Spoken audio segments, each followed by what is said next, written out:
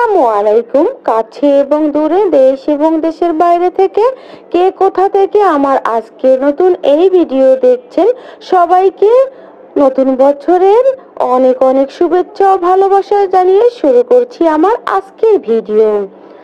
তো প্রতিদিনের মতো কিন্তু হাজির হয়ে গেছি নতুন আরো একটি ভিডিও নিয়ে।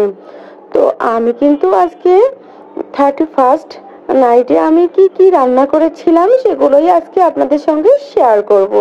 এই যে সন্ধ্যা থেকেই কিন্তু আমি ভিডিও স্টার্ট করে দিয়েছি। সন্ধ্যায় দেখতে পাচ্ছেন আমি সন্ধ্যা চা নাস্তার জন্য চিকেনটা এইভাবে ছোট ছোট করে বিভিন্ন রকম সস দিয়ে এভাবে রেডি করে নিচ্ছি। এইভাবে করলে আমার বাচ্চারা কিন্তু খুব সুন্দর খায়। তো এইভাবে করে কিন্তু প্রতিদিন এক এক রকমের নাস্তায় আমি কিন্তু সন্ধ্যায় রাখি। তো যে সকল বন্ধুরা ভিডিও দেখতে শুরু করে দিয়েছেন, তো প্লিজ ভিডিও শুরুতে কিন্তু কেউ লাইক দিতে একদমই ভুলবেন না। আর অলরেডি যারা এই কাজটি করে দিয়েছেন তাদের অনেক অনেক ধন্যবাদ। নতুন বন্ধুরা যারা আজকে প্রথম আমার এই ভিডিও দেখছেন, তো আমার ভিডিওর কোথাও কোনো অংশটি আপনাদের কাছে যদি ভালো লেগে যায়, তো চাইলে আমার চ্যানেলটিকে সাবস্ক্রাইব করে দিয়ে আমাকে বন্ধু করে আপনাদের পাশে রেখে দিতে পারেন। তো যাই হোক, চিকেনটা ভেজে নিয়ে বাচ্চাদের দিয়েছি আর আমরা হালকা পাতলা চা নাস্তা করে নিয়েছি।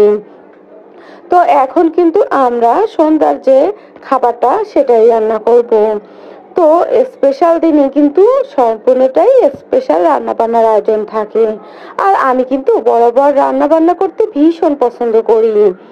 আমার কখনোই রান্না বান্না করতে কোনো রকম কষ্ট হয় না, কারণ আমার সব থেকে পছন্দের জায়গা হচ্ছে কিচেনে রান্না বান্না করা, কিচেনের কাজকর্ম করা, এইগুলোই কিন্তু আমার দৈনন্দিন জীবনের কাহিনী।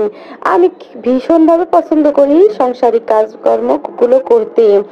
আর আমার হাতে রান্না বান্না কিন্তু আমার পরিবারের সবাই অনেক বেশি পছন্দ করে আর তারা অনেক বেশি প্রশংসাও করে।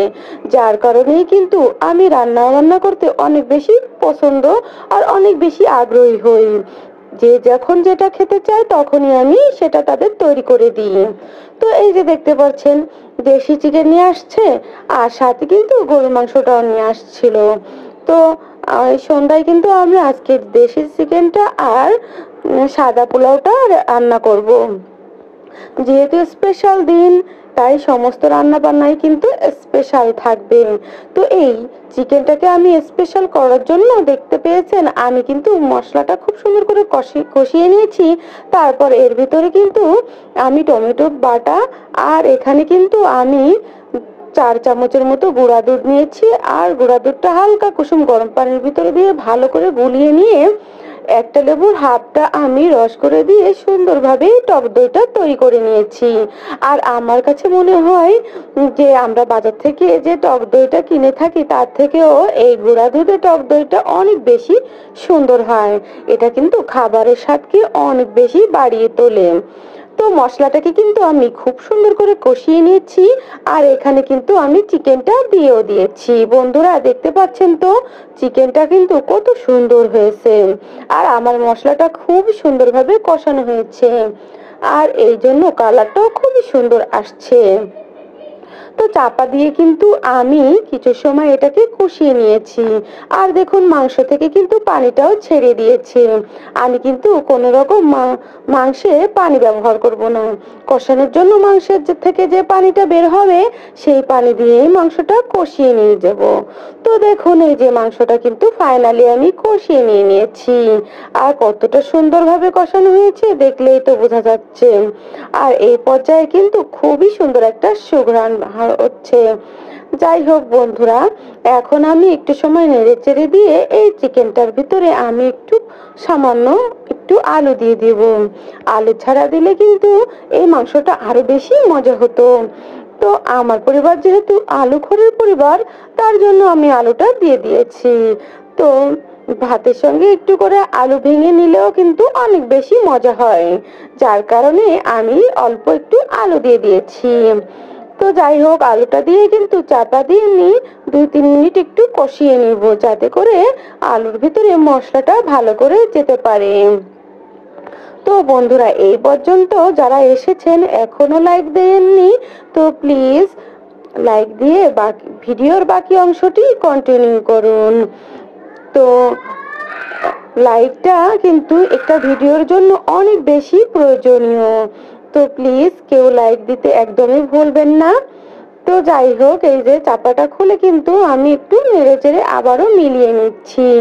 এখন আমি চিকেনের ভিতরে গরম পানিটা দিয়ে দিচ্ছি, যেহেতু আমার চিকেনটা প্রায় 80% মতো সেদ্ধ হয়ে গেছে। তার জন্য আমি গরম পানি দিয়ে এখন এটাকে খুব সুন্দর মতো রান্না করে নিব। যদি ঠান্ডা পানি দেন তাহলে কিন্তু মাংসটা আরো বেশি সেদ্ধ হয়ে যেতে পারে এবং এর স্বাদটাও খারাপ হয়ে যায়। তার জন্য কি আমি একটু গরম পানি দিয়ে দিয়েছি। বন্ধুরা দেখতে পাচ্ছেন খুব সুন্দর একটা কালার আসছে। তো এই যে দেখুন আমার ঝোলটাও কিন্তু খুব ভালোভাবে ফুটে উঠেছে। তো এদিকে কিন্তু আমি আবারও তাদেরকে আরো নাস্তা বানিয়ে দিয়েছি, কারণ আজকে সবাই রাত 12টার পর অবধি তারা জেগে থাকবে। আমার বাচ্চারা কিন্তু বাইরে যে জমকালো আয়োজনটা হয় সেটা দেখার জন্য অনেক বেশি এক্সাইটেড হয়ে আছে। তার জন্য আমি একের পর এক তাদেরকে খাবার তৈরি করে দিচ্ছি, আর তারা খেয়ে দেয়ে জেগে বসে আছে। এই যে চিকেনটা কিন্তু আমার রান্না শেষ, আর এদিকে কিন্তু আমি পোলাওটাও অফ ক্যামেরাতে রান্না করে নিয়েছি। এই যে দেখুন কতটা সুন্দর পোলাও। এই পোলাওয়ের খুবই সুন্দর একটি সুঘ্রাণ হচ্ছে। তো পোলাও রান্নার যে রেসিপিটা আপনাদের সাথে আজকে আর শেয়ার করলাম না, এতে করে ভিডিওটা অনেক বেশি বড় হয়ে যেতে পারে। পোলাওয়ের কালারটা কিন্তু ভীষণ সুন্দর হয়েছে, একেবারে ঝরঝরা সাদা সাদা পোলাও। তো এই পোলাওটা খেতে কিন্তু ভীষণ মজাদার হয়েছিল। যাই হোক, চলুন যাই বাইরে একটু ঘুরে আসি। এই যে দেখুন যে 2025 সাল শুরু হয়ে গিয়েছে। এই যে সবাই কিন্তু খুবই সুন্দরভাবে দৃশ্যটা উপভোগ করছে। তো যাই হোক, এদিকে কিন্তু আমি বেশি সময়টা বাইরে কাটিয়ে দিলাম না, কারণ আমার তো রান্না বসিয়ে দিতে হবে। তো এখন কিন্তু 12টার বেশি বাজে। তো আমি কিন্তু এদিকে রান্না কিন্তু প্রায় শেষের দিকে বসিয়ে দিয়েছি। এই যে বেশ বড় সরো একটা হাঁড়িতে এই যে দেখুন অনেকগুলো তেহারি। তো এই তেহারিটাই কিন্তু আমাদের ফাইনাল রান্না হবে বা খাওয়া দাওয়া হবে। এই যে দেখুন কতটা সুন্দর হচ্ছে, এখনো কিন্তু রান্নাটা শেষ হয়নি, তারপরও দেখুন কতটা লোভনীয় লাগছে। তো এখানে বেশ কয়েকজনের জন্য আমি বেশ বড় সড়ো হাঁড়িতেই কিন্তু তেহারিটা করে নিচ্ছি। এই রান্নাটাও আপনাদের সঙ্গে শেয়ার করলাম না, তো পরে কোনো ভিডিওতে অবশ্যই শেয়ার করে দিব।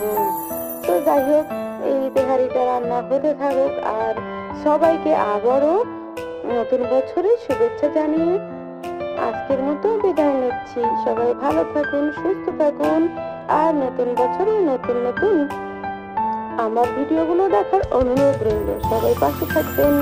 আল্লাহ হাফেজ।